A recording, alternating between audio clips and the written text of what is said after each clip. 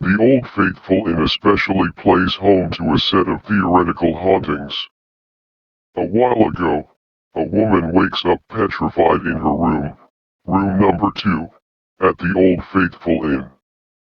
She's shaking with fear and clutches at her husband, rousing him and asking if he too can see the woman dressed in 1890s garb floating at the foot of the bed. The next morning, he told activities agent at the Hotel Lindy Berry the story, and showed her the claw marks on his shoulder from his wife's fingernails. Once a woman dressed in white, undoubtedly a bride, was seen drifting across the crow's nest in the Old Faithful Inn.